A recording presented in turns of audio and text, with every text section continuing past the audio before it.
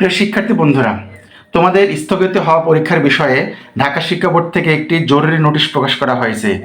যে বিষয়টিতে বলা হয়েছে, এইচএসসি ও সমমানের স্থগিত পরীক্ষাগুলো পূর্ণ নম্বরে নেওয়া হবে।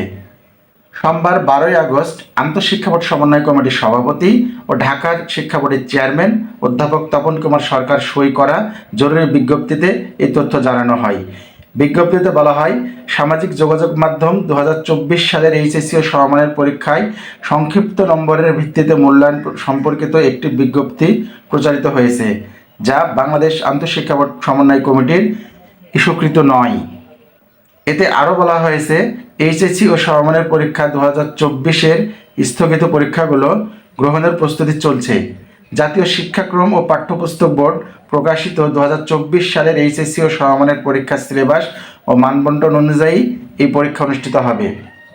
স্থগিত পরীক্ষার সময়সূচি শীঘ্রই ঢাকা শিক্ষা বোর্ডের ওয়েবসাইট সহ বিভিন্ন ইলেকট্রনিক ও প্রিন্ট মিডিয়ার মাধ্যমে জানিয়ে দেওয়া হবে।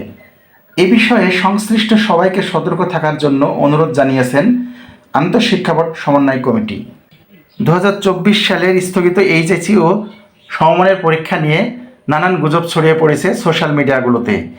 কোথাও বলা হয়েছে যে তোমাদের পরীক্ষা সংক্ষিপ্ত সিলেবাস 50 নম্বরের মধ্যে নেওয়া হবে এবং তার ভিত্তিতে তোমাদের রেজাল্ট প্রস্তুত করা হবে। তো ঢাকা শিক্ষা বোর্ড থেকে এটা জানানো হয়েছে, সম্পূর্ণ এটি ভিত্তিহীন। এতে শিক্ষা বোর্ডের কোনো প্রকাশিত বিষয় নয়। শিক্ষা বোর্ড থেকে যখন কোনো সিদ্ধান্ত নেওয়া হবে তখন ঢাকা শিক্ষা বোর্ডের ওয়েবসাইটে সেটি প্রকাশ করা হবে।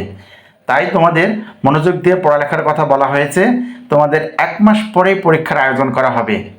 তো প্রিয় শিক্ষার্থী বন্ধুরা, তোমরা ভালোভাবে পড়াশোনা করো এবং ভালোভাবে পরীক্ষা দাও, এই প্রত্যাশা করে আজকে এখানে শেষ করছি। ধন্যবাদ।